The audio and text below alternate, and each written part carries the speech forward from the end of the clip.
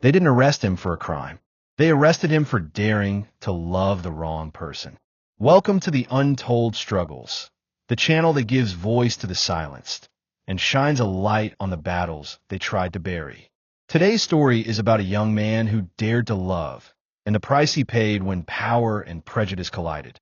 But what begins as humiliation transforms into resistance and justice. Stay with us until the very end, because this story will leave you questioning everything. The sun had just dipped below the horizon in Claiborne County, a small southern town where the air was thick with secrets and the weight of history pressed down like chains. Jamal Rivers, 23 years old, had always been branded as a troublemaker, not because of what he did, but because of who he was. A young black man with ambition in a place that fed on keeping men like him small. But Jamal carried himself with quiet dignity. His late mother's words echoed in his heart every morning. Never let them tell you who you are, baby. Write your own name in this world. And he tried. He worked 2 jobs, kept his head down, and dreamed of one day moving far beyond Claiborne. But there was one person who made him stay. Her name was Clara Whitfield. She wasn't just anyone. She was the daughter of Senator Charles Whitfield, the most powerful man in the state. A man whose money and influence stretched from the courthouse to the governor's mansion. And Senator Whitfield had only one rule for Clara: stay away from boys like him. But love doesn't bend to rules. That night, Jamal and Clara sat by the lake, their hands entwined, laughing as if the world belonged to them. For a moment, it felt like freedom, but freedom was fleeting. Headlights cut through the dark. Police cruisers pulled up fast, gravel flying. 4 officers stepped out, hands already hovering near their guns. "Jamal Rivers," one barked. "You're under arrest." Jamal froze. "For what?" Clara shot up, panicked. "He hasn't done anything." But the officers didn't care. The charges rolled off their tongues: trespassing, resisting, disorderly conduct. Lies stacked on lies. They shoved Jamal against the hood, cuffed him tight, and dragged him toward the cruiser. Clara screamed, but one officer pushed her back with a sneer. "Go home, princess. Your daddy wouldn't want you mixing with trash." The town would whisper about it for weeks. But to Jamal, in that moment, only one thing was clear. They weren't arresting him for breaking the law. They were arresting him for loving Clara. The Claiborne County Jail was a place built to break spirits. Cold concrete, flickering lights, and the stench of sweat and fear. Jamal sat in a holding cell, his wrists sore from the cuffs. The other inmates stared, whispering, as though they already knew the story. Hours passed until footsteps echoed. The cell door clanged open, and there he was, Senator Charles Whitfield. Immaculate suit, cold eyes, power in every step. He didn't speak at first. He just looked at Jamal like a lion studying prey. Then, with a smirk, he said, "Son, I warned you." "Didn't I?" Jamal held his gaze. Silent. The senator's voice hardened. "You're nothing, and I will make sure you stay nothing. Men like you don't rise in this world. Not when men like me stand in their way." Then he turned to the officers. "Keep him here. No bail. Let him rot until he learns." The door slammed. Jamal sat in the dark, the weight of injustice crushing him. But deep inside, a spark flickered. His mother's words whispered again. "Never let them tell you who you are." The next morning, Clara stormed into the station. Her hair was a mess, her face red with fury. She wasn't the senator's obedient daughter anymore. She slammed her phone onto the desk. "Release him. Now." On the screen was a video, shaky but clear. The entire arrest. The shoving. The lies. The cruelty. "I'll post it," she said, voice trembling but strong. "And when I do, the world will see exactly what you did. If Jamal isn't out of here by tonight, this goes viral." The officers exchanged nervous looks. They knew what exposure meant. By evening, Jamal was released, but not without a warning from the sheriff himself. "This ain't over, boy. Men who cross the senator don't live long in this town." Jamal walked out free, but he knew the battle had just begun. 2 nights later, Clara posted the video. It spread like wildfire. What the senator wanted buried was now everywhere. On Twitter, Instagram, TikTok. Millions saw it.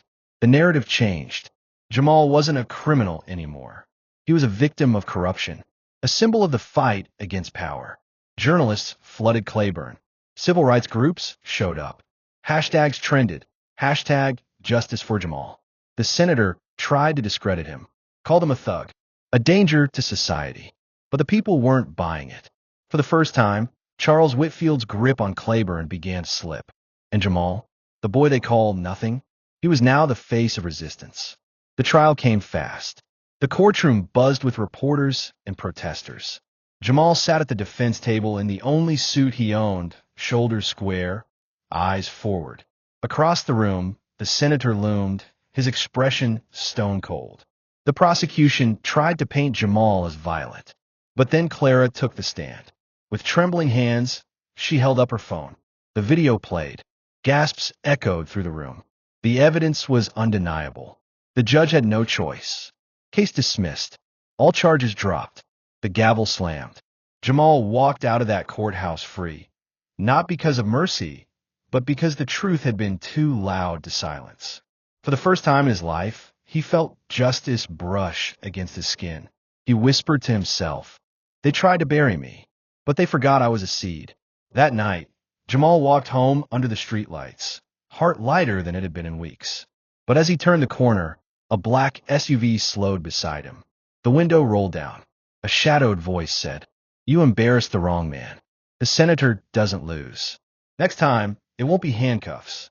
The SUV sped off into the night. Jamal stood frozen, the taste of fear and defiance mixing in his chest. The battle wasn't over. It was only beginning. The courtroom victory gave Jamal a brief taste of freedom. Reporters called his name, strangers shook his hand, and for the first time in his life, he wasn't invisible. But victory has a price. In Claiborne County, eyes followed him everywhere. Some looked at him with admiration, others with hatred, and lurking in the shadows of it all was Senator Charles Whitfield.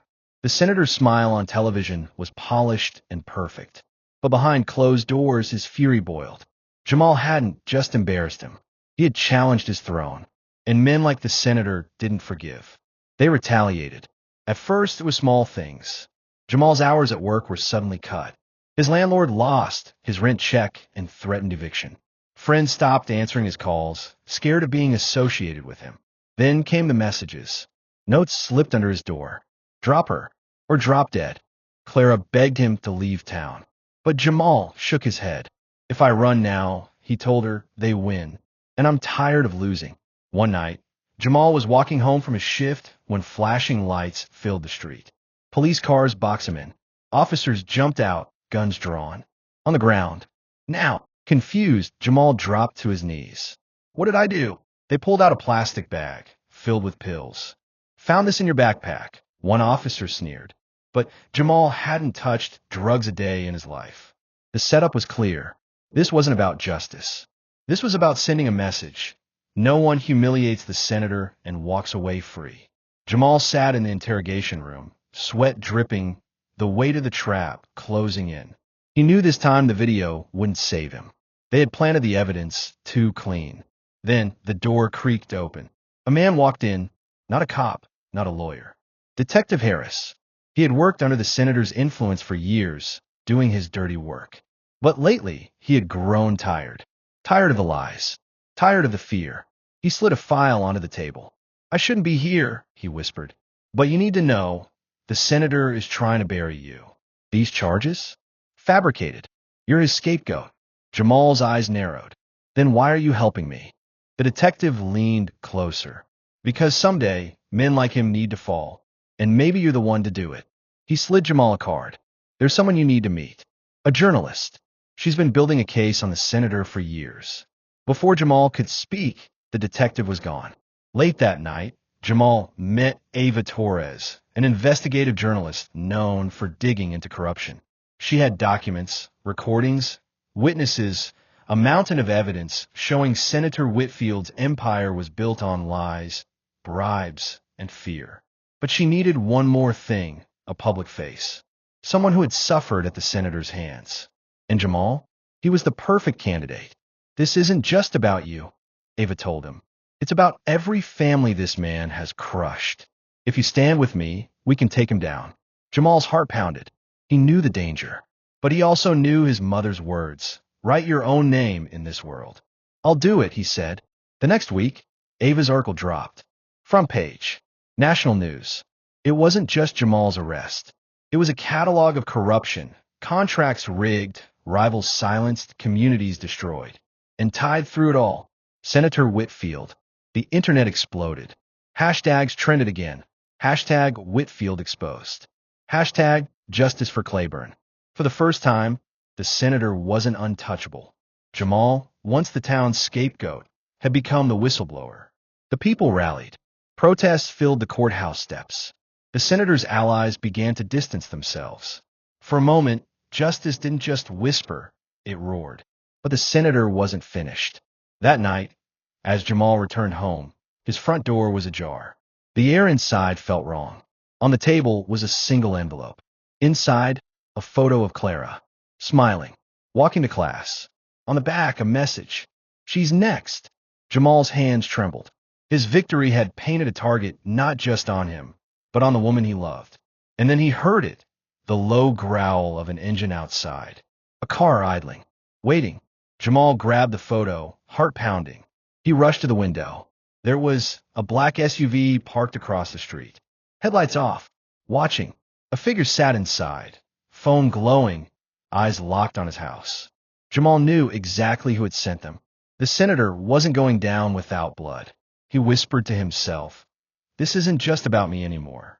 This is war." The SUV's engine roared to life. It rolled slowly down the street and stopped in front of Clara's apartment.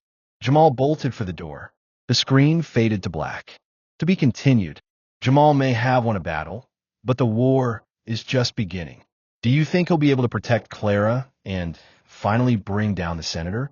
Or will the senator's power strike harder than ever? Tell us your thoughts in the comments below, and don't forget to like, share, and subscribe to the Untold Struggles, because every struggle deserves to be told.